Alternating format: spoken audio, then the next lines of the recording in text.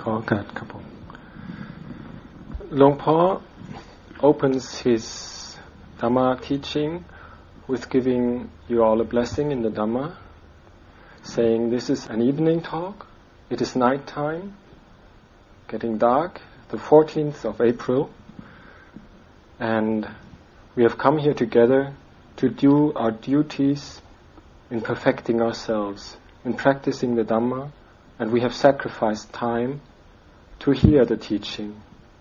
This is called Dhamma Sakkacha or Dhamma Savana, hearing the Dhamma or talking about the Dhamma.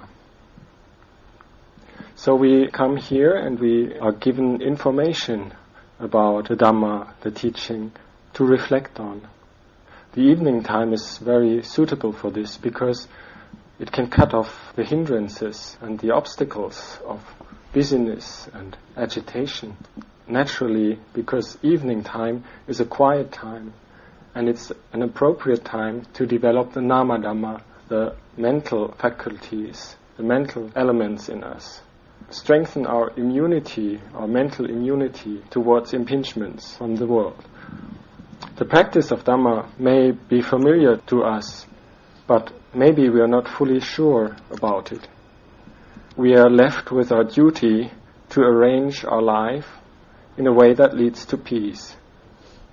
It is like being the manager or the head or the president of a school, a hospital, or a company, needing to organize and arrange one's time very well. The Buddha wanted us to support and enhance the Dhamma in us, to develop circumspection, mindfulness and wisdom, sati panya, adapting and arranging, organizing ourselves in accordance with the reality of truth, the sabhava dhamma, the state of Dhamma around us. The head or the president of a company needs to organize diligently and with effort. There are many activities, and he needs to know what is appropriate, take care of all these activities, and be able to discern which ones are the bad activities that lead to maybe ruin or negative effects. They need to be carefully warded off. So there are these efforts that one has to develop in the Dhamma practice, the four great efforts, which one effort is to not let evil arise coming out of one's inner tendencies, or to abandon all these inner tendencies which we call evil. And then there's the effort to make the wholesome arise, that we feel is wholesome and good.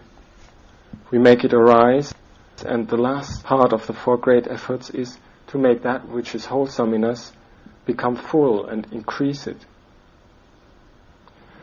So a manager or somebody who skillfully deals with his faculties needs to rely on knowing these inner resources, knowing the positive and negative effects. When we deal with the mental phenomena, the nama dhamma, it is the same. We need to know the mental activities, the sankharas, the proliferations, the states of constructing in our mind, where we tend to show our personalities or our inner traits through mental activities, both the positive and the negative ones. And we need to relate to them well and balanced. The sankharas, there are two ways of seeing them. There are the punyapi sankharas and the apunyapi sankharas. The punyapi sankharas are mental proliferations, mental activities, constructions that lead to good, positive mind states. And the apunyapi sankharas are the demeritorious ones.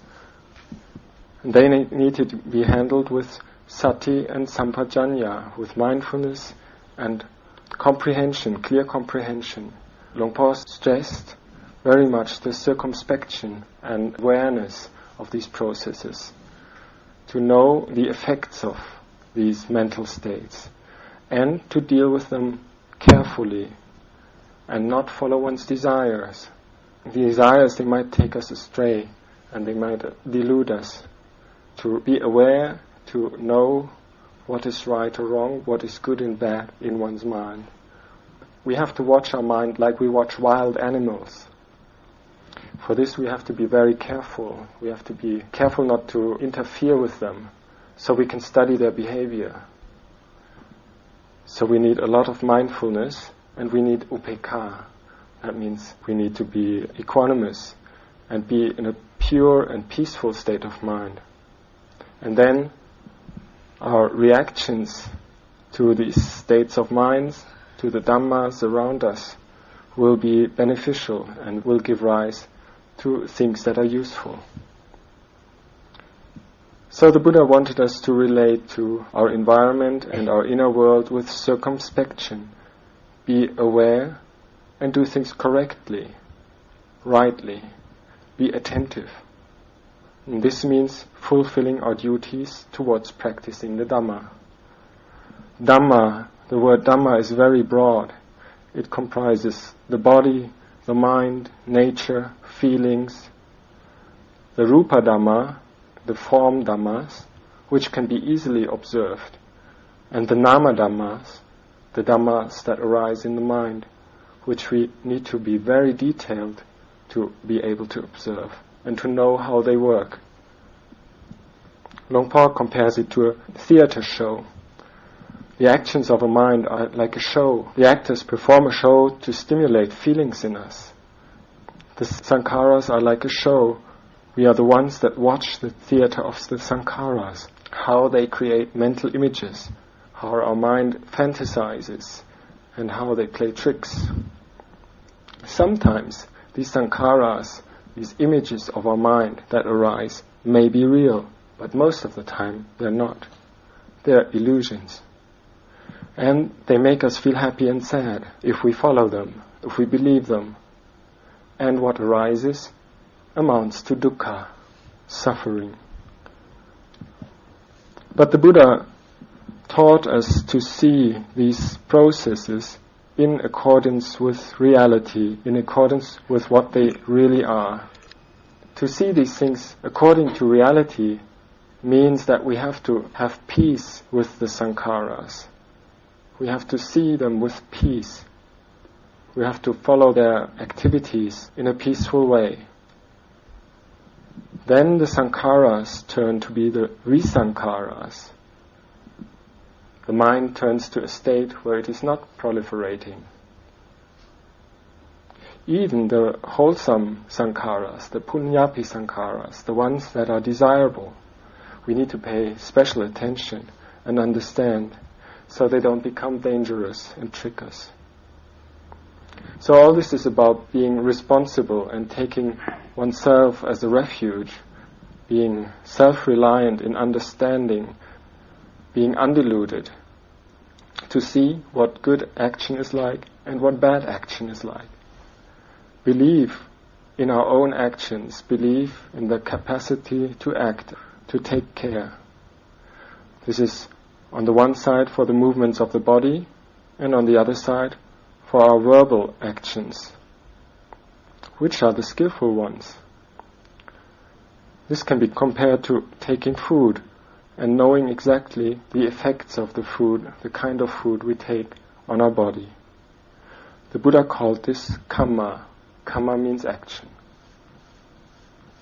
The word sattha, which translates as faith, belief, and confidence, means knowing and understanding what is correct and developing that which is correct. And it needs to be coupled with right view and peace. It needs to be coupled with freedom of irritation and freedom from dukkha.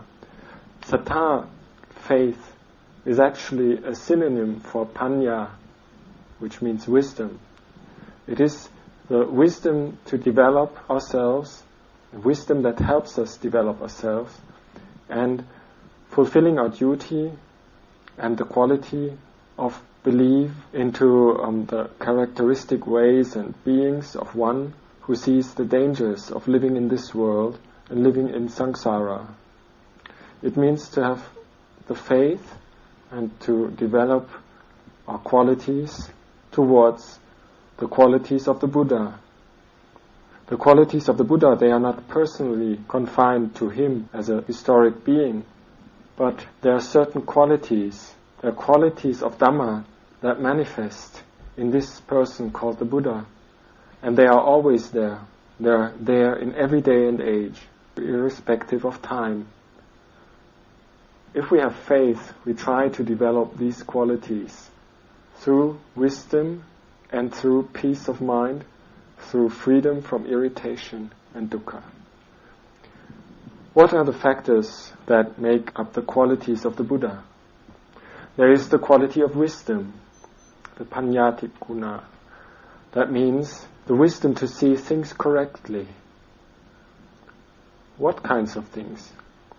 Well, in our lives there are things that are disagreeable and there are things that are agreeable that we always have to face. And we have to understand the process of these things becoming either agreeable or disagreeable. They become these qualities through our feelings of delusion, not understanding reality, not seeing the Arya Satya, the noble truth, or the Arya Dhamma, the noble Dhamma, the Four Noble Truths. You can compare it to nature. Seeing nature, you see that the sky is always changing. The weather is always in constant movement. There's darkness, there's light, there are clouds.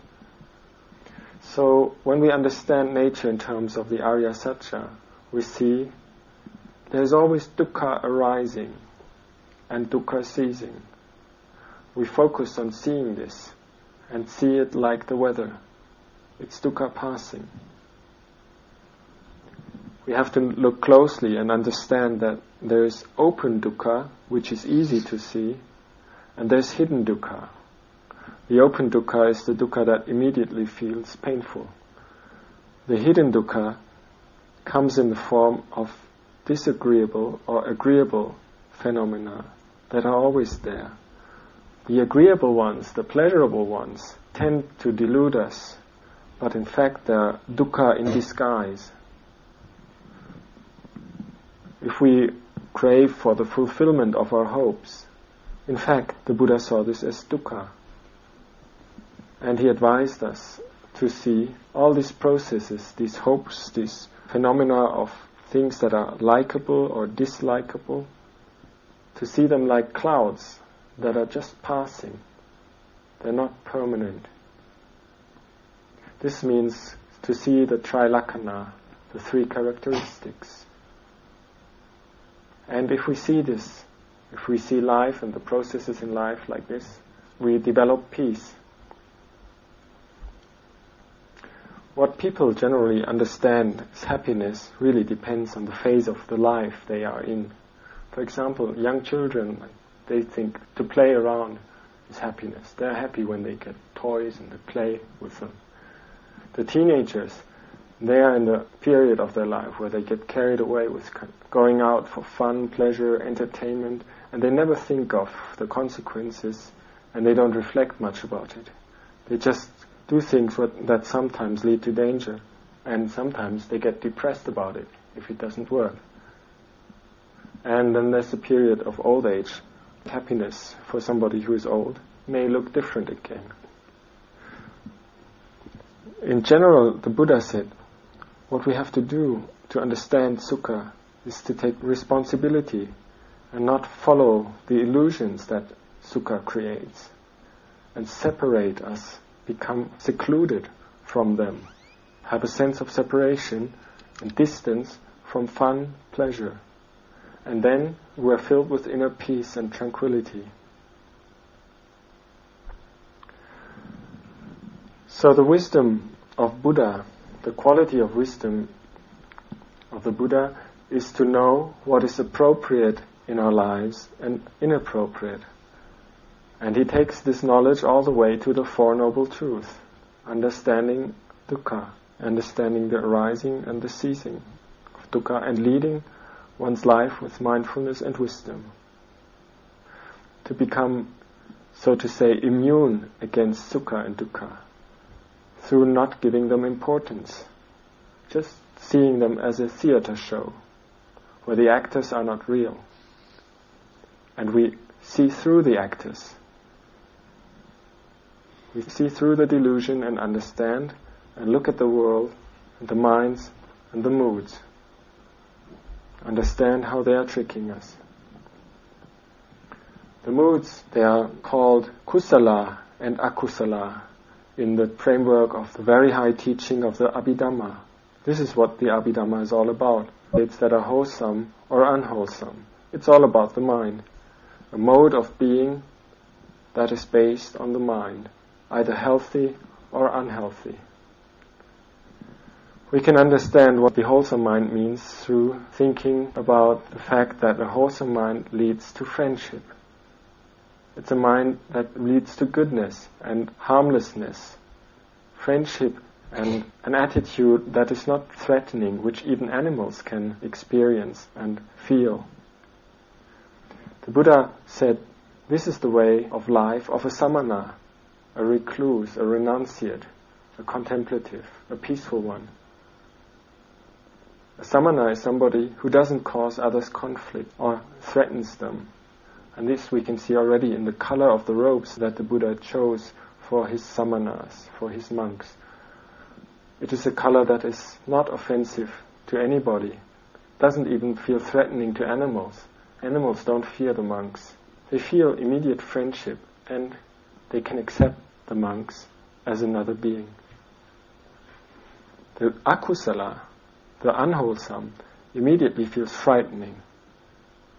It's a threat to others. Mind states that are unwholesome are immediately intimidating. They are like a heap of garbage that only attracts flies and smells and stinks. People don't want to get close to it. And they are afraid of it. So why do we allow these moods, these modes of being, both kusala and akusala? Why do we allow the unwholesome? The Buddha said it should be abandoned. Sometimes we say we don't accept that we still have these unwholesome qualities. But once we look closer and with mindfulness, we really need to give way and say we do have unwholesome attitudes. So we need to look closer with mindfulness and understand ourselves and understand our qualities. And the task is to develop the wholesome and distribute it to others and spread it out. And this is called the great compassion of the Buddha, the quality of Mahakarunatikuna, the great compassion quality of the Buddha. It brings feelings of coolness, tranquility and purity, and no need to fear and suspect anything, even when living in nature. The insight into processes of life where we live together in society, the Buddha found that anything that comes together, any society, any group, will always need to disperse again, fall apart. Something that comes together is always disintegrating again. And the Buddha was able to understand these processes coming from peace of mind, from a mind that is tranquil and resting in itself. The Buddha understood this from the perspective of his nibbana, his liberation from dukkha, where there's no irritation, where one is in a state of purity, where one is freed from the stains of the unwholesome. One is freed from the stains of raga, dosa and moha. Raga means lustful feelings, dosa means angry feelings, and moha means delusion. It's a state that is pure like water without any particles. This quality of the Buddha is called the Visuddhi Guna, the quality of purity. So there's the quality of purity, the wisdom quality, and the quality of great compassion of the Buddha. All these are qualities that we also can develop, and we have the duty to develop. And knowing this duty and fulfilling this duty, and being sure that one can fulfill this duty is called saddha, faith. The faith to follow the qualities of the Buddha. And it is coupled with wisdom and understanding. And this is a duty for every one of us to develop.